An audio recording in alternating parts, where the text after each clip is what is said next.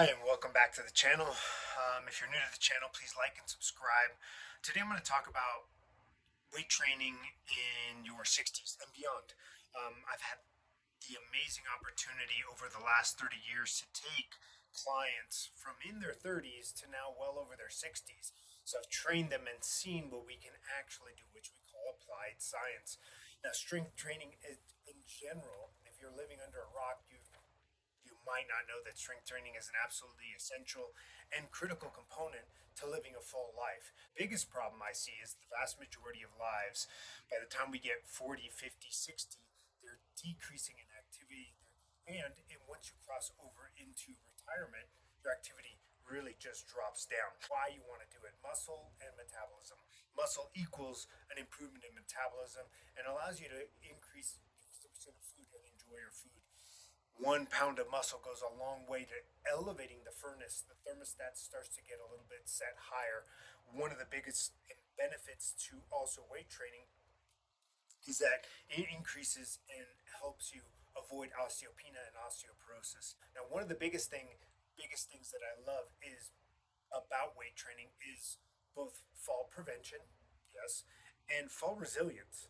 As I learned this year, skiing today, this year I really started off with my family. We travel full time for the last almost 10 years, and we decided to do a winter ski trip. And so skiing day in and day out. I'm new to the sport, so I was falling a lot more than the average person. The amount of muscle on my body, I think, that helps us to develop resilience. And so when people fall, there are two elements that are really critical to improving your capability of not falling is the use of, yes, large muscle groups are essential for preventing falls, but also small muscle groups. And I'll get into that strength training portion and what that looks like. But I've seen consistently the people that are doing resistance training, they just don't fall. They have the strength to stop themselves or catch themselves, but also how they fall and resist. And this is a very simple concept. As you fall, particularly if you're falling on your side, on your back, the strength that you have in the anterior chain, which is essentially from the bottom of the chin all the way down the front of the body, thighs, front of the shin, and it stops your head from hitting the ground. That is based in strength. It's based in the strength of the tissue and strength of the fascia. If you are resistance training, you can avoid head trauma a lot more effectively. Next thing is increasing your accessibility or activities. Now, I can't downplay this and really talk about this enough. As we age, we start to limit the things that we do because you start worrying about them and start worrying about your ability to do them. Skiing, for example, which I took up this year, I see a lot of people slowly but surely go, it's not worth it. And I'm too worried about the fall. With people that I train with, they start to really be able to do their activities longer, which increases levels of joy. Increasing levels of joy increase health and wellness beyond levels that are even measurable for a lot of people. So strength training really helps people stay active for a long period of time and increase their joy. That improves dopamine, that improves the joie de vivre in life. Everything that we do and know about is improved through resistance training. Now, strength training can be lots of different ways, whether using your body weight or actually lifting weight. My job as a strength and conditioning coach has always been about finding works for that individual. And strength is absolutely relative. So that does not mean I have people that are still PRing on their deadlift in their 60s and 70s that are new to weight resistance training and continually getting stronger. So you can get strong at any age. What do the evidence suggests that we continue to do over 60? Well, functional strength is essential. I notice that with people I work with that start with me in their 60s and 70s, they start to see a decrease in their ability to reach down and pick up an object, whether it's a planter, a bag of groceries. I recently had someone tell me, I feel the difference when I go to open my refrigerator, like, hey, why isn't this thing popping open? Because there is a seal. And so improving one's ability to do the things that are in their everyday life that help them, whether it's reaching up for a glass, reaching up for a box above, that improves. Having an improvement in functional strength is absolutely essential. And you can achieve that doing traditional exercises or actually those functional exercises at low to moderate resistance. Mobility. I've always referred to strength training as weighted stretching. One of my favorite ways to loosen up my hips, loosen up my legs, is by doing a high bar back squat. My back and my hips open up with some resistance, and my flexibility improves through resistance training and strength training.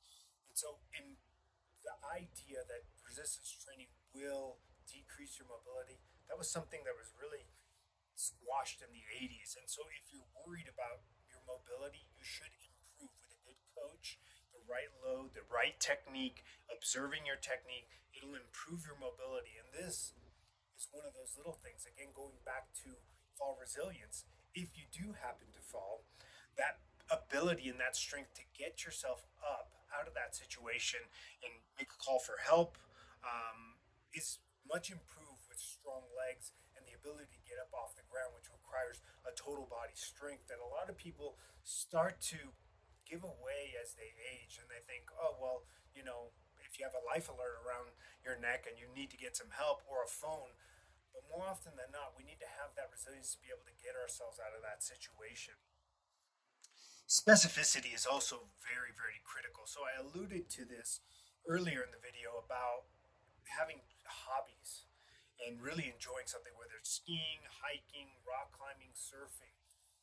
If you can find and you have a hobby and you're getting strong for that sport to help you prolong your life in that sport, it becomes absolutely an amazing way and a drive to motivate people and motivate you to stay active in the weight room, in your home gym, whatever it is. Now these days I train everyone digitally with a small weight room at home with a few key elements, and they're getting their strength training and they're building strength, and now they're building strength for something other. It's quite morbid to think, oh, if I fall, I got to be able to get myself off the ground. You weave these kinds of things into life and into training so that you can have it. But if we have something you're really enjoying, whether it's hiking, you're going to go hike a 20 miler this summer and you're carrying backpacks and you're going to overnight, or surfing, skiing. If I can keep you on the mountain, I can keep you motivated to keep resistance training. So make your weight training, your strength training specific to what your goals are in life. And Peter Attia's book Outlive talks a little about that. What do you want to look like 10 years from now in your 70s and 80s? What do you want to be doing? And what kind of strength and mobility? And so you want to really work towards that as a goal can help you to start working hard today, not just maintaining, but really striving and pushing yourself, which remains a consistent thing throughout our lives. Challenge yourself, challenge yourself. Be smart, challenge yourself. Um, Another important thing in your 60s, 70s, and beyond is that you're enjoying your resistance training or your strength training program, your health and wellness program. If it's not enjoyable in some way, shape, or form, you are not going to do it. And more often than not, people that approach me and are looking to see me as a coach, they've lost that or they never had it. A lot of people have never thought that the weight room is something they can enjoy, but with the right exercises and the right progression and the right measurement of data so that you know I'm getting better. That means this ski season, I'm going to be able to do whatever run that is, an intermediate run, a green run, or even people I see succeeding and excelling at sports like rock climbing and skiing, 70s and 80s, like out climbing and out skiing me for sure.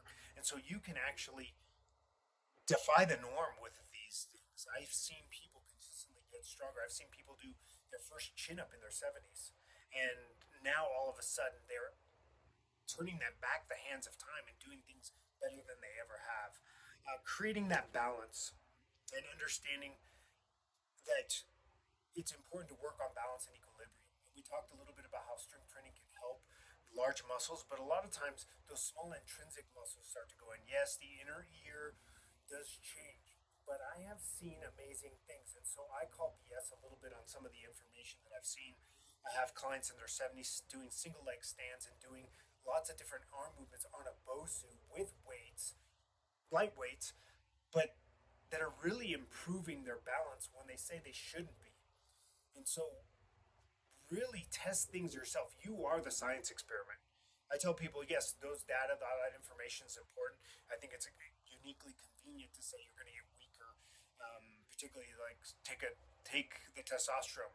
They always say testosterone drops beyond 35 and men are going to struggle. And I go, well, that's true. It might go down a little bit, but in the end, it's how much we can access that's more important than how much we have. I think the same thing with balance is that we challenge the data and go, well, let's see how much we can get. I've seen people do amazing things. A Bosu is a wonderful tool that you can keep and just stand on 2 feet, do some lifts, and stand on 1 foot and do some lifts. Should you do everything on there? No, because you should still be striving for absolute strength. Half foam rollers, wobble boards are unique tools, and just single leg standing on the floor is a fabulous way to start training balance and stability in the ankle so that those small intrinsic muscles continue to get attention they need for fall prevention. Now, the next one sometimes gets a little controversial, but I'll explain it. Lift heavy, challenge hard. Regardless of age, you need to get over the concept that you should not lift heavy. First off, heavy is a relative term. And so what you perceive as heavy is different than the mountain perceives as heavy. You're not going to be lifting thousands of pounds on a deadlift, but if you're planning on lifting a bag of groceries with ease, then you should probably be building yourself up to being able to lift an object off the floor that's 20 to 40 pounds. And that would be potentially lifting heavy for you is a relative term. 70% of max is still quite moderate on a 1RM. And so we want to build to the capacity that you are challenging yourself. Challenge is a key ingredient. Don't be afraid to lift heavy, especially if you're lifting with a coach that knows what he's doing and teaching you all the proper technique. You'll get results faster. You'll spend less time in the gym. The average person I work out with is lifting 20 to 30 minutes heavy. The rest of the time, they're spending time on stretching, doing their PT or rehab and prehab. And when we warm up, and the bread and butter really only lasts 20 to 30 minutes. And I work with those people sometimes 5 days a week doing those little bits, and then they're off enjoying their hobbies, their sports, their life. Now, if you like the gym, I love the gym. After this recording, I'm going to go spend probably an hour in the gym. Sometimes when our travels, I'm doing a lot of calisthenics based movements. So when I get to a weight room, I train a little bit more. There's nothing wrong with spending time in the gym if you enjoy it. But if you understand minimum effective dose, the idea is that we use the data points to track your progress. Track your progress. Use lifts that you know you can measure. I did this much for this many repetitions, and now I can do this much weight for the same amount of repetitions. That is progress. So keep that in mind when you're working out. Even if you're just starting out, find the things that are challenging for you. Get a coach that can help you with that. So now to talking on this video about personal evidence that I've actually seen with my clients is I take them through their 30s, 40s, 50s, 60s, and into their 70s. I have quite a few clients that I've worked with 20 plus years, and I've seen them literally maintain. So first off, they're in their 30s. They build up to, particularly men and women, into maximum strength, maintain and actually bump up their max PRs on squat, bench, pull-ups, deadlifts, squats, kettlebell swings, etc. And all of a sudden, you're thinking to yourself, "Wait a second, we're able to maintain muscle mass. We're playing around with body composition. The ebb and flow of life takes people up some way, down some way, and I've seen that move up and down. But strength has been able, barring injury, injuries are a natural part of a lot of training. You get little aches and pains, we adjust down resistance just in the rehab process, or they take an injury in their sport or hobby. We are consistently seeing that people into their 60s are maintaining the strength. I know personally for me, I've been lifting weights since I was in middle school and now approaching my late 40s. My numbers look almost identical. The difference is now I'm questioning how often I should do it, and the frequency in which I do it, that is, and what is my emphasis in life now, right? So, there was a point where I really wanted to pull raw 500 pounds. And then I started getting close to it off of a deadlift and lifting weights off the ground, thinking to myself, I'm only really good at this thing. I'd really like to see myself be good at At, for example, jujitsu, that doesn't, a 500-pound deadlift helps me, but a lot of time it's a hindrance. First off, the exhaust of the training to get to that point, the body weight that I need to maintain, limited my aerobic conditioning for that sport. So there's some specificity that's super essential. But what I've seen is really miracles, defying the norm. And so I encourage you, if you're really on the fence about training, whether you're in your 50s, 60s, 70s, or beyond, I encourage you to take that step. Find a good coach if you need it. If you've never been in the gym, it can be fun. You get good music, you have some progression, you understand the basics, you will thrive well beyond what people can imagine. You can turn back the hands of time and enjoy your life. So defy the norm. If you guys have any questions, leave them down in the comments below, or send me a message if you're interested in setting up a consult. I can push you in the point you in the right direction.